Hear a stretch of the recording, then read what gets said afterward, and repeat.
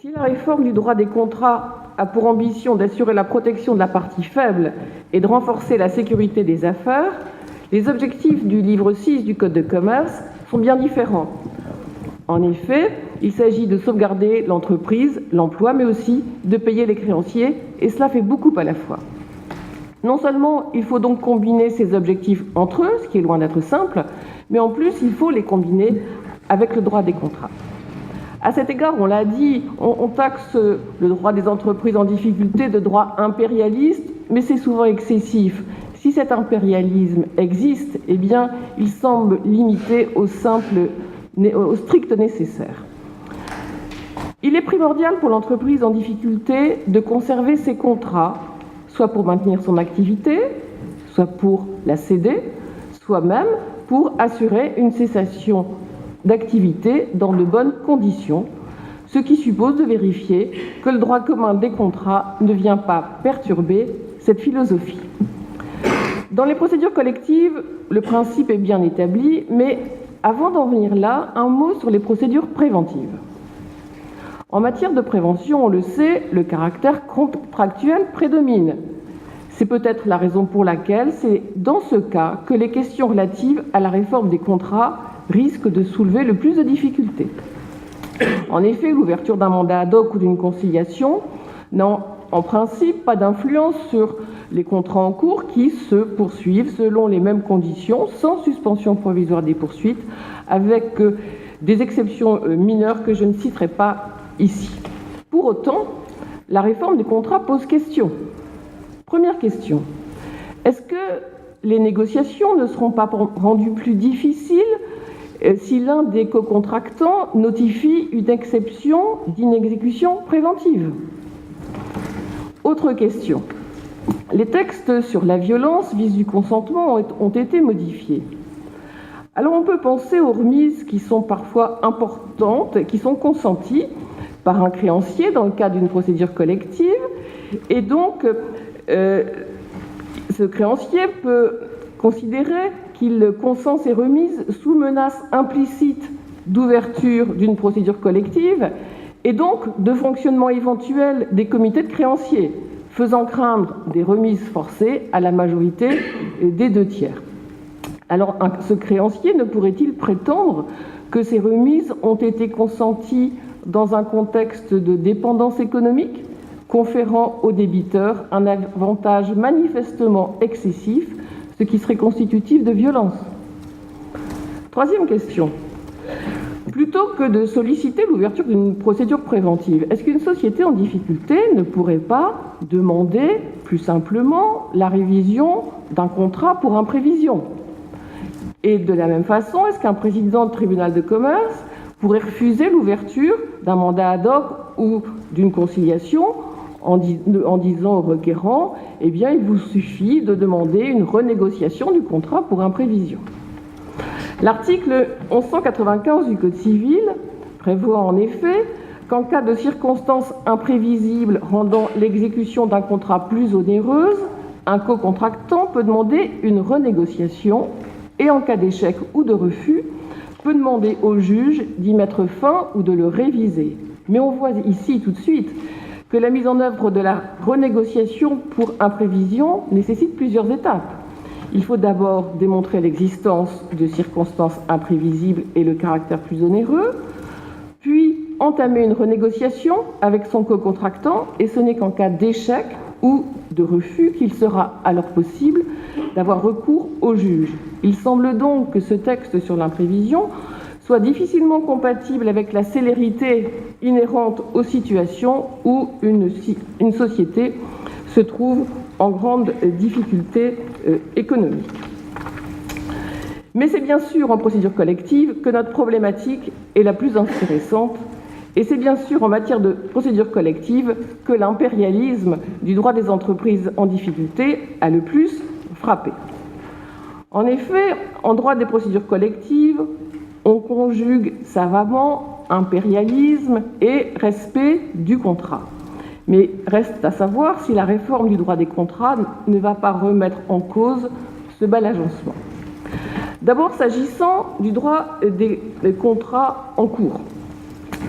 En droit commun des contrats, l'article 1217 du Code civil, qui codifie pour l'essentiel la jurisprudence antérieure, prévoit en cas d'inexécution totale ou partielle du contrat que le cocontractant peut riposter de diverses façons qui sont bien connues. Il peut soulever l'exception d'inexécution, poursuivre l'exécution forcée, solliciter une réduction du prix, provoquer la résolution ou demander réparation des conséquences de l'inexécution. Nous avons une nouveauté par rapport à la jurisprudence antérieure, puisque la réforme du droit des contrats prévoit la possibilité d'invoquer également l'exception d'inexécution de façon préventive, dès lors qu'il est manifeste que le cocontractant ne s'exécutera pas à l'échéance et que les conséquences de cette inexécution sont suffisamment graves, étant précisé que cette décision de suspension d'exécution doit être notifiée dans les meilleurs délais. Or, l'article L622-13 du Code de commerce relatif aux contrats en cours déroge expressément au droit commun des contrats, puisqu'il prévoit qu'aucune clause contractuelle, ni même légale, qu'aucune résolution d'un contrat en cours, au jour du jugement d'ouverture, ne peut résulter du seul fait de l'ouverture de la procédure collective et que le cocontractant va devoir s'exécuter, même malgré le défaut d'exécution par le débiteur d'engagement antérieur. Autrement dit, à condition bien sûr que le contrat soit toujours en cours, eh bien, à ce moment-là, l'article 1217 ne pourra absolument pas s'appliquer. Il faut ajouter que tous les contrats sont concernés. Et nous avons eu une jurisprudence assez récente dans le contrat de mandat. Dans un arrêt du 28 juin 2007, l'espèce était la suivante. Il y avait un agent immobilier qui était qui possédait des mandats et dans un attendu de principe, la Cour de cassation indique que par dérogation à l'article 2003 du Code civil, au terme duquel la déconfiture du mandataire met fin au mandat, la fin du mandat ne résulte pas de la liquidation judiciaire du mandataire, mais obéit au régime des contrats en cours. En réalité, l'article 2003 du Code civil dit expressément, s'agissant du mandat, que la déconfiture du mandataire met fin au mandat, mais la Cour de cassation dit « je ne l'applique pas ». Quand il s'agit d'un contrat en cours, cela obéit au régime des contrats en cours. Autrement dit, elle ne tient pas compte de dispositions pourtant bien claires du Code civil relatives au mandat. Évidemment, ces solutions se justifient par l'objectif de sauvegarde de l'entreprise ou même par la nécessité de la liquider dans de bonnes conditions, puisque même dans la procédure de liquidation judiciaire, le régime des contrats en cours est à peu près identique. En effet, le contrat peut avoir une valeur qu'il convient de préserver dans l'intérêt des créanciers pour réaliser au mieux les actifs.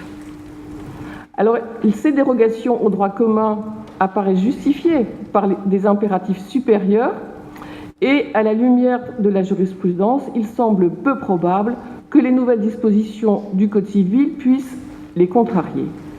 Des questions vont se poser néanmoins. À titre d'exemple, les nouvelles dispositions du Code civil sur l'inexécution préventive. On pourrait imaginer que pour échapper à l'obligation de poursuivre un contrat en cours, un cocontractant, anticipant une procédure collective, notifie une suspension de son obligation, invoquant qu'il est manifeste que le cocontractant ne s'exécutera pas à l'échéance.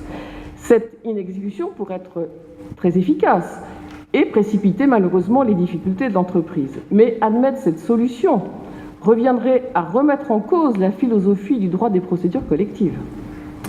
De même, la réforme du droit des contrats prévoit à l'article 1178 du Code civil la possibilité pour des parties de constater d'un commun accord la nullité du contrat passé. Là aussi, on pourrait imaginer une entente entre le débiteur et l'un de ses créanciers pour s'accorder sur une nullité conventionnelle, aggravant ainsi la situation du débiteur en difficulté. Mais un tel accord de nullité pourrait alors éventuellement être susceptible d'encourir une remise en cause au titre des nullités de la période suspecte. Voici pour le droit des contrats en cours. Voyons maintenant les plans de continuation et de cession. Ces plans ont pour objet le maintien de l'activité, et là, le droit commun des contrats est encore mis à mal. Dans le cadre d'un plan de continuation, le cocontractant, qui est un créancier antérieur, peut se voir imposer des délais de paiement et éventuellement, en cas de comité de créanciers, des remises des dettes dès lors que la majorité des 2/3 est atteinte.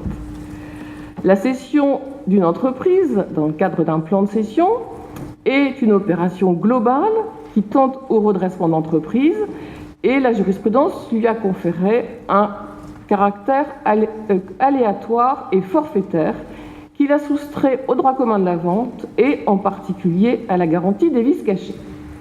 Mais surtout, lorsque le tribunal arrête un plan de cession, il va déterminer parmi les contrats ceux qui sont nécessaires à l'activité de l'entreprise et va ordonner leur cession forcée. Contrairement au droit commun, la cession du contrat s'opère sans l'accord du cocontractant cédé, ce qui constitue évidemment une atteinte à sa liberté contractuelle. Dans le même esprit, toutes les clauses d'agrément, de préemption, les pactes de préférence et plus largement toutes les clauses restrictives de cession sont inopérantes. Tous ces exemples démontrent bien que le droit des contrats est aménagé, contrarié ou écarté par le droit des procédures collectives et on peut légitimement penser que la réforme du droit des contrats ne devrait rien y changer. En revanche, cet impérialisme cède le pas dès lors que l'impératif de sauvetage cesse. Le droit commun des contrats retrouve alors toute sa force, ce qui ne devrait pas changer avec la réforme. Voyons donc ce retour au droit commun des contrats. Une fois la procédure collective ouverte et le contrat préservé, il doit être exécuté aux conditions en vigueur au jour du jugement d'ouverture. Quoique, il existe quelques exceptions, mais cette fois-ci en faveur du cocontractant, puisqu'en redressement et en liquidation, le paiement par le débiteur doit s'effectuer comptant, quelles que soient les clauses contractuelles. On observe, soit dit en passant, que dans ce cas, le contrat n'est donc pas poursuivi aux conditions en vigueur au jour du jugement d'ouverture, mais dans des conditions plus favorables pour le cocontractant. Comme quoi l'impérialisme du droit des procédures collectives s'apparente plus à du pragmatisme. Dans le plan de continuation ou de cession, une fois le plan arrêté, les contrats s'exécutent aux clauses et conditions contractuelles. Signalons enfin que lors des cessions isolées, comme il n'y a plus à sauver l'entreprise, toutes les clauses d'agrément, de préemption, les pactes de préférence et plus largement toutes les clauses restrictives de cession sont écartées. Tout au plus, on peut se poser une question et se demander si l'action interrogatoire qui a été décrite par Madame Hébert-Pajot, relative au pacte de préférence prévu à l'article 1123 du Code civil, pourrait trouver à s'appliquer. En effet, pour sécuriser une cession d'actifs isolés, en prévenant tout risque d'annulation ultérieure, un cessionnaire pourrait interroger le bénéficiaire d'un pacte de préférence.